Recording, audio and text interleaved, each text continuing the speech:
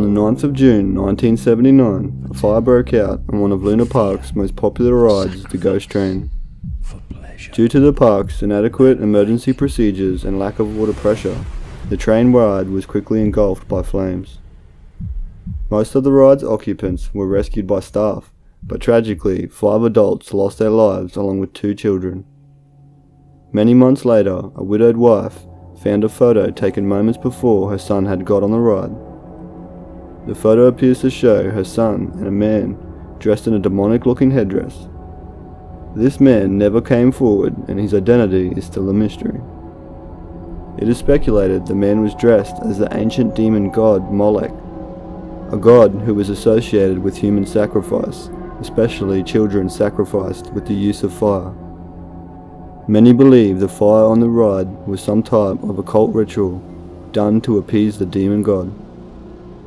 A coronial inquest into the case could not reveal the cause of the fire, although most of the blame for the event was left to the park's management and staff. The Maree Man is a massive geoglyph etched into the land located near South Australia's Finniss Springs. Discovered by a charter pilot named Trek Smith in 1998, the figure is 4.2 kilometers high and resembles an Aboriginal man throwing a boomerang or throwing stick. Lines of the figure are 20 to 30 centimeters deep and up to 35 meters wide. Earlier pictures of the same area from the 80s proved the figure was carved recently, but by whom and why is unknown. Suggestions for the origin of the work has ranged from aliens to American art students, but in 1999, a plaque was discovered on the nose of the figure, consisting of an American flag imprinted with Olympic rings and a quote that reads, "In honor of the land they once knew. His attainments in these pursuits are extraordinary, a constant source of wonderment and admiration." This quote was sourced to be from a book called The Red Center, providing still no clues to the creator's identity. In August 2016, work had begun to recarve the man to save it from erosion.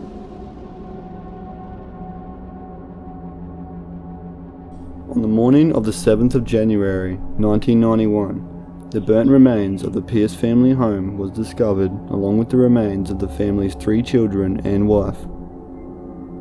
The husband, Stuart Pierce, had finished work some 27 minutes before the fire and survived along with his son, who was at a friend's house that particular night. Police investigators found 31-year-old mother Meredith tied to a chair. A towel had been stuffed down her throat along with plastic bags over the 3 children's heads. Stuart Pierce's car was found nearby, but the man has evaded police ever since the fire. Obvious suspicions lay on the husband, although many have said that 27 minutes he had to travel from work, commit the violent murders and light the fire was just not enough time. 25 cannabis plants were found in a bunker underneath the burnt home, pointing towards drug links in the murders. It was also said that Stuart was facing money problems around the time of the fire. Pierce had been cited many times around his hometown of Mount Gambier, but has never faced questioning despite there being a $1 million reward for information leading to Stuart Pierce's conviction. One of Australia's most baffling mysteries is that of the Somerton Man, also known as the Tarman Shud case.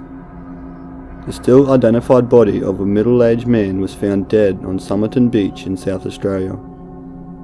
The well-dressed man was discovered propped up against the sea wall on the beach, his clothes having all the labels removed.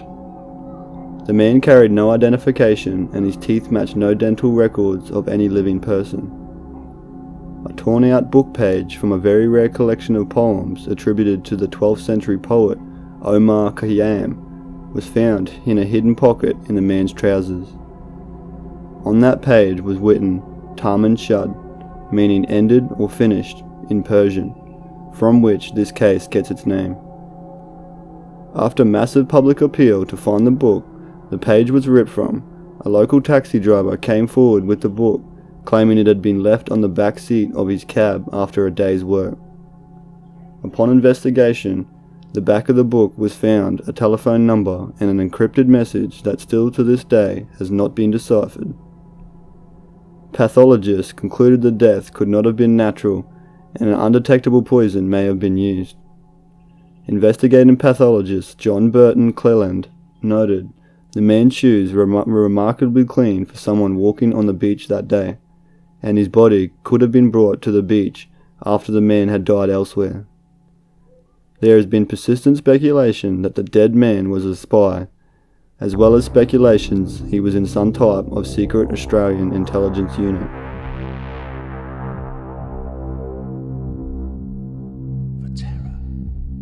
Harold Holt was the Australian Prime Minister in 1967 when he mysteriously went missing while swimming at Port Phillip Bay in Victoria. The Prime Minister and some friends were out for a day of snorkeling and swimming when Holt disappeared behind large waves a fair distance from shore. No signs of thrashing or distress were noticed and the alarm was raised after a few minutes.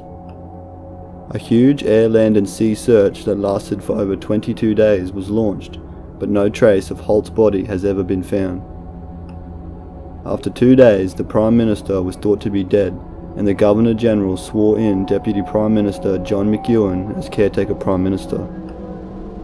Holt was an experienced swimmer and all-around sportsman, and it is said to have been impossible for him to have drowned that day accidentally. Most rational explanations involve Holt suffering from a shoulder injury at the time, had gotten into trouble in a riptide. His body could have then been dragged far out to sea or lodged under dead reefs. Other theories suggest he committed suicide by drowning himself or was assassinated by underwater scuba assassins. Other conspiracies state he was abducted by UFOs or was returning to his home of China by submarine after infiltrating Australia's government to the highest position.